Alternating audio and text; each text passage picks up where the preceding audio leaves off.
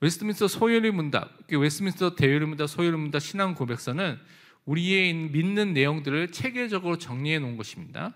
왜 이것을 우리가 알아야 되고 공부를 해야 되냐면 성경에 있는 모든 내용들을 여러분 한꺼번에 처음부터 끝까지 다 아는 게 아니죠. 그래서 뼈대 되는 내용들, 중요한 중심되는 내용들을 근본적으로 알고 있어야 돼요. 근데 그것을 정리해 놓은 게 조직신학이고, 또 그것이 또 다르게 신앙 고백서나 대요리 문답, 소요리 문답으로 정리되어 있습니다. 그래야지만 여러분이 현장에서 만나는 많은 사람들, 잘못된 것들 들었을 때 기준이 바로 서 있기 때문에 흔들리지 않게 되는 것입니다. 어떤 게 틀렸는지 맞는지 말씀에 근거를 해서 판단하기 때문에, 그래서 여러분이 이것을 배워야 됩니다. 그래서 또 계속 기도하고 있는데, 이게 소요리 문답은 청소년용, 어린이용입니다. 그래서 어른들은 사실은 대요리 문답을 배워야 되고 신앙 고백서를 배워야 됩니다. 그것은 제가 좀 하반기에 어떻게 해야 할지 계속 기도를 하고 있습니다. 우선 웨스트민스터 소요리 문답 보면 제 5번째 문이 무엇이냐면, 5문에서 물어본 것이 무엇이냐면 하나님 한 분 외에는 또 다른 하나님이 계십니까? 라고 말하고 있습니다. 우리가 믿는 것이 하나님이 한 분인데 한 분 외에 또 다른 분이 있습니까? 라고 물어봤습니다. 그 답으로는 뭐라고 말했냐면, 오직 하나님께서 한 분밖에 없다고 우선 말하고 있습니다. 우리가 믿는 한 분 하나님밖에 없다고 먼저 설명하고 있으면서 살아계시고 참되신 하나님이십니다 말하고 있습니다. 우리가 믿는 그분은 지금 죽어있는 것이 아니라 살아계신, 그리고 참되신 하나님을 믿고 있다라고 답을 하고 있습니다.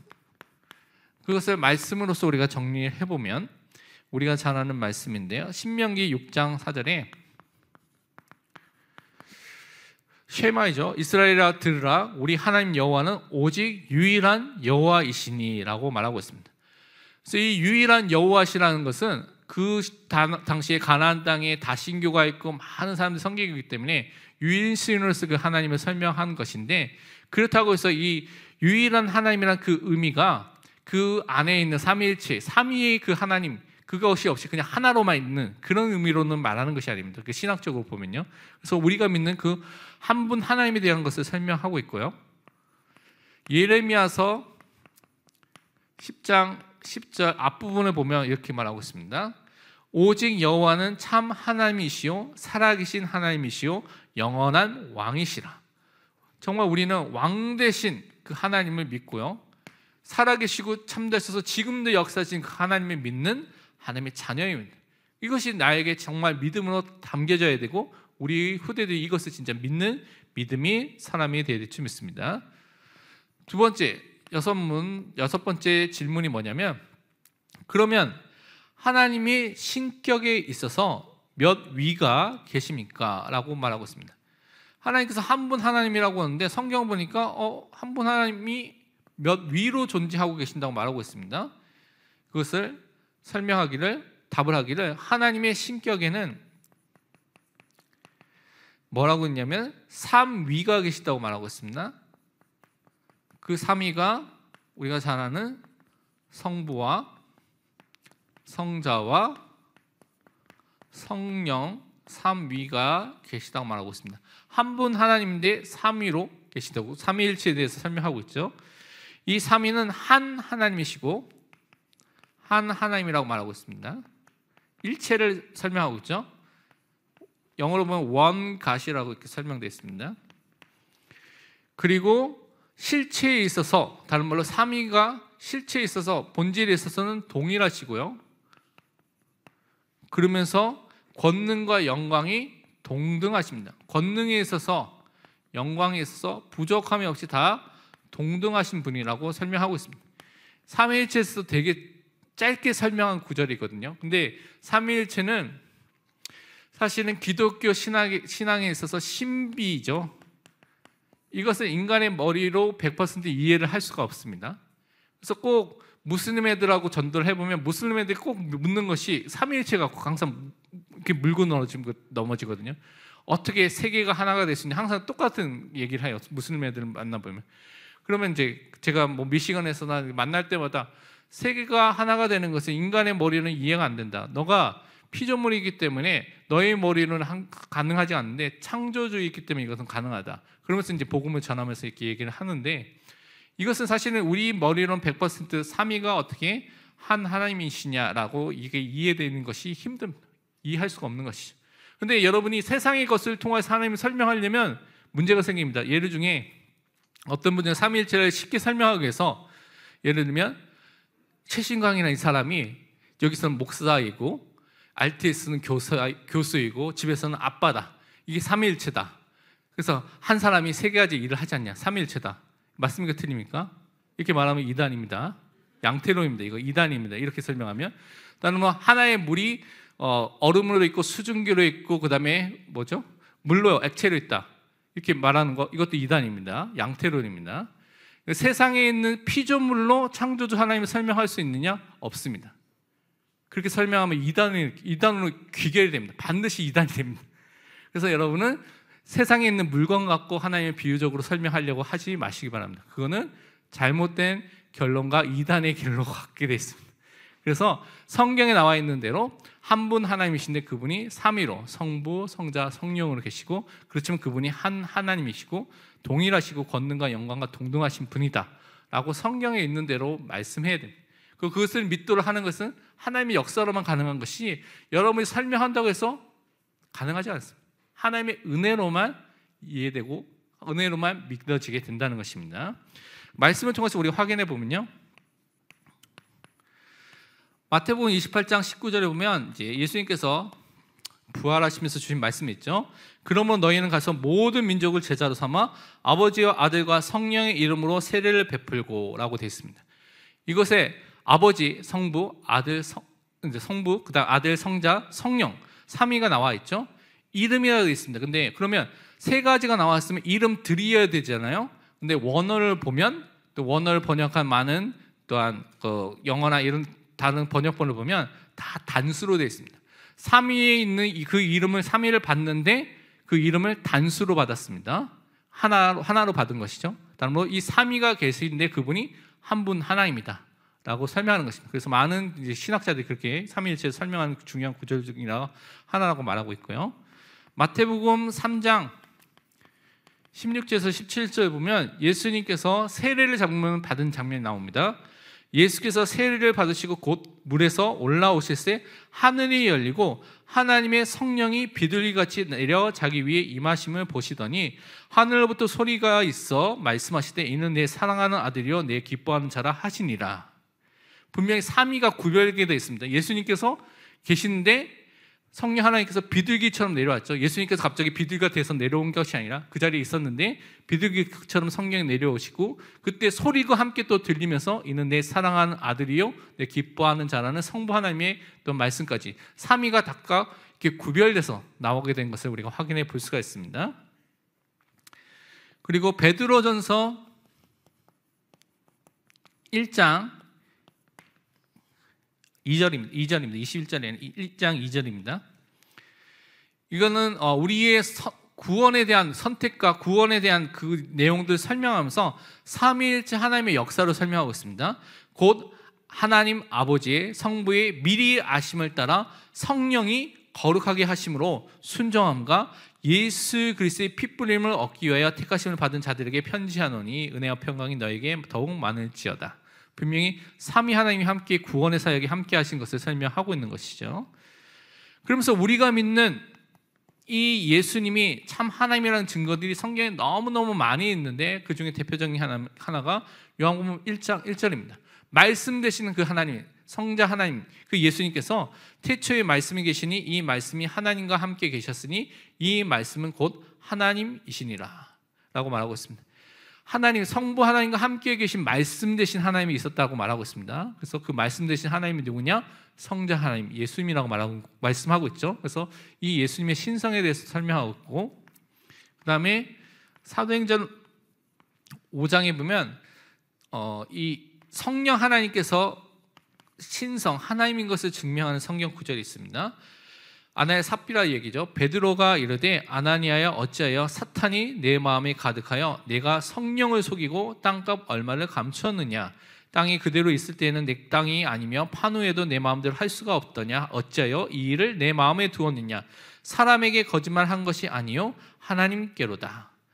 3절에는 성령을 속였다고 말하고 있고 4절은 뭐라고 했습니까? 그것이 하나님을 속인 것, 하나님께 거짓말한 것이라고 말하고 있습니다. 성령이 하나님인 것을 또한 증거하는 성경 구절입니다. 그래서 우리는 이렇게 성부도 하나님이고 성자도 하나님이고 성령도 완전하신 하나님인데 그분이 구별되지만 또한 한 하나님이라는 것을 믿고 있습니다. 이거는 하나님의 은혜로만 우리가 받아들이고 믿을 수 있는 그 축복이 임하게 되는 것이죠. 그래서 우리 후대들이 바르게 삼위일체 되신 하나님을 믿을 수 있는 그 은혜 속에, 그 축복 속에 들어가 있을 때 또한 우리는 기도해야 될 줄 믿습니다. 7번째 질문인데요. 뭐냐면 하나님의 작정이 무엇입니까? 라고 물어보고 있습니다. 여러분, 하나님의 작정, 디크리, 영어는 디크리라고는 단어를 쓰는데 작정이 무엇입니까? 라고 말하고 있습니다. 이 답을 보면 간단하게 되어 있습니다. 소유는 문답이니까 다 간단하게 됐죠. 하나님의 작정은 그의 뜻대로, 우선 먼저 하나님의 뜻대로 시작이 됐다는 것이죠. 그래서 하나님의 뜻대로 정하신 영원한 계획이라고 말하고 있습니다. 하나님의 뜻으로 정하신 영원한 계획을 말할 때 작정이라는 단어를 씁니다. 그런데 이것이 어떤 것과 관련이냐면 이로 말미암아 이것을 통하여서 자기의 하나님의 영광을 위하여 장차 일어날 모든 일을 미리 정하신 것입니다 라고 말하고 있습니다. 이 영원한 계획이 뭐와 연결됐습니까? 하나님의 영광과 연결돼서 그 계획을 모든 것 속에서 세우셨다라고 설명을 하고 있습니다. 그렇다면 하나님의 영광을 위한 영원한 계획이라고 짧게 말할 수 있죠. 하나님의 영광을 위해서 하나님의 뜻대로 영원한 계획을 세우신 것이 하나님의 작정이다라고 정리를 해볼 수가 있는데, 그렇다면 여러분은 하나님의 작정, 하나님의 영원한 계획을 다 알 수 있습니까? 알 수가 없습니다. 그래서 우리는 성경을 통하여서 밝혀진 부분만 알 수 있는 것입니다. 그렇기 때문에 성경을 통해서 그 뜻을 발견하고 인도함을 계속 받는 것이 중요하겠죠. 성경을 통해서 이것을 확인해 보면 에베소서 1장 4절에 이렇게 작정과 관련된 것을 설명하고 있습니다. 곧 창세전에 그리스도 안에서 우리를 택하사 우리로 사랑 안에서 그 앞에 거룩하고 흠이 없게 하시려고, 우리를 창세전에 선택하신 것, 다른 단어로 우리 인간과 관련해서 또 천사와 관련해서 그것을 어떤 단어를 쓰냐면 예정, 미리 정하신 것입니다. 그래서 이 구원과 관련된 미리 정하신 것, 이것도 하나님의 작정 안에 하나님의 뜻의 영원한 계획 속에 들어가는 것을 여러분이 보시면 됩니다. 그러면서 시편 33편 11절에 보면 여호와의 계획은 영원히 서고 그의 생각은 대대히 이르리로다. 영원하신 하나님께서 세우신 그 계획이 영원하시다라고 분명히 말씀하고 있습니다. 또한 이사야서 14장 24절에서 또 이렇게 그와 함께 관련된 말씀하고 있습니다. 만군의 여호와께서 맹세하여 이르시되 내가 생각한 것이 반드시 되며 내가 경영한 것을 반드시 이루리라. 계획한 것을 반드시 이루리라고 분명히 말씀하셨습니다. 그리고 사도행전에서도 사도행전 2장 23절입니다. 23절에서도 뭐라고 말씀하냐면 그가 하나님께서 정하신 뜻과 미리 아신 대로 내준 바 되었거늘 너희가 법 없는 자들의 손을 빌려 못 박아 죽였으니, 예수 그리스도의 십자가의 죽으심, 십자가 이 사건도 영원한 하나님의 계획 속에서 하나님의 영광을 위해서 우리 구원과 관련해서 하나님께서 계획해 놓으신 사건이라는 것을 사도들이 이렇게 밝히고 베드로가 밝히고 이렇게 설교한 것을 말씀하고 있습니다. 그러면 이런 영원한 하나님의 계획, 하나님의 영광을 위해서 세우신 이 작정이 제8문에 보면 이렇게 거기에 관련해서 질문하고 있습니다. 하나님께서는 그의 작정을 어떻게 실행하십니까? 그럼 어떻게 이것이 실제적으로 우리 삶 속에서 이루어지고 나타나고 있습니까? 라고 질문하고 있습니다. 그래서 그 답으로 어떻게 답을 하고 있냐면 하나님은 그의 작정을 어떻게 나타나시고 실제로 행하시고 계시냐면 창조 사역, 이 땅을 만드신 피조물을 만드신 모든 사역을 창조 사역이라고 말하고 있죠. 창조와 섭리의 사역을 통해서 실행하고 계십니다. 섭리란 단어를 또 처음 들어보신 분 있죠. 영어로 providence라고 단어 쓰는데 이건 뭐냐면 모든 만물을 보존하는, 보호하고 지키는, 보존하는 것과 그것을 통치하는, 다스리는 일을 포함하는 것이 이제 섭리라는 단어를 씁니다. 하나님께서 모든 것들이 정상적으로 움직여 나갈 수 있도록 역사를 하고 있다는 것을 섭리라는 단어로 쓰고 있습니다. 그래서 실제적으로 하나님께서 영원한 계획을 세우시고 그 계획대로 가만히 있는 것이 아니라 실제로 온 세상을 만드셨고요. 창조주로서 만드셨고, 만드신 다음에 가만히 그것이 그냥 가만히 움직이도록 놔두신 것이 아니라 그 속에서 그것들을 보호하시고 보존하시고 통치하시고 다스리면서 하나님의 뜻과 계획이 이루어지도록 역사하고 계신다고 말씀하고 있습니다. 그래서 실질적인 삶 속에서 우리 삶 속에 이루어지는 것을 말씀하고 있죠. 그래서 너무나 성경 말씀이 많기 때문에 그냥 몇 군데의 중요한 부분만 또 보도록 하겠습니다. 이사야서 40장 26절을 보면 너희는 눈을 높이 들어 누가 이 모든 것을 창조하였나 보라. 주께서는 수요대로 만상을 이끌어내시고 그들의 모든 이름을 부르시나니 그의 권세가 크고 그의 능력이 강함으로 하나도 빠짐이 없느니라. 하나님께서 이 모든 것을 창조하시면서 이제 그 안에서 역사하시는 것을 설명하고 있는 것이죠. 사도행전에서도 이제 이와 관련된 말씀들이 많이 나와 있습니다. 사도행전 이제 4장 24절 그리고 27절 28절에도 그 부분을 설명하고 있는 것을 좀 살펴보면요, 그들이 듣고 한 마음으로 하나님께 소리 높여 이르되 대주저여 천지와 바다와 그 가운데 만물을 지으신 이시요. 27, 28절 보면 과연 헤롯과 본디오 빌라도는 이방인과 이스라엘 백성과 합세하여 하나님께서 기름 부으신 거룩한 종 예수를 거슬러 하나님의 권능과 뜻대로 이루려고 예정하신 그것을 행하려고 이 성에 모였나이다. 만물을 지으신 창조주 하나님에 대해서 먼저 설명하시고 그 다음에 헤롯과 많은 사람을 통해 실질적으로 하나님께서 예정하신 그 뜻이 이루어진 것을 쭉 설명하고 있습니다. 그래서 실질적인 하나님의 계획과 십자가 사건이 이루어진 것을 설명하고 있는 것이죠. 마지막으로 요한계시록 4장 11절에 보면 이제 이렇게 또 설명하고 있습니다. 우리 주 하나님이여 영광과 존귀와 권능을 받으시는 것이 합당하오니 주께서 만물을 지으신지라 만물이 주의 뜻대로 있었고 또 지으심을 받았나이다. 하나님의 영원하신 뜻과 계획 속에서 모든 천지를 만드신 그 하나님이라는 것을 찬송하고 영광을 돌리는 것을 마지막 그 계시록 시간, 그 시간표 속에서 계속 한 것을 우리가 알 수가 있습니다. 그래서 하나님께서는 시작 창조로부터 종말 마지막 심판 때까지 우리의 삶에 대해서 영원한 계획을 실질적으로 이루시고 계시고 그 작정을 통하여서 그것이 섭리를 통하여서 우리 삶 속에 보존하시고 지키시고 역사하는 것을 통하여서 하나님의 계획이 이루어지도록 지금도 역사하신다는 것을 믿기 바랍니다. 그래서 절대 주권자 되시는 하나님께서 여러분 한 사람 한 사람에 대한 영원한 계획이 있습니다. 우리 삶 속에 일어난 그 문제와 사건이 영원한 하나님의 영광을 위한 계획인데 지금 당장 우리가 그 뜻을 알 수 없는 것도 있을 수 있습니다. 그러나 그 속에서 정말 우리가 기도하고 말씀 속에 들어갈 때 하나님이 알려주신 그 뜻과 계획을 발견하게 될 것이고 그것을 통해서 여러분 삶을 통하여 하나님의 소원이 이루어지는 그 축복 속에 들어가시기를 또한 축원드립니다.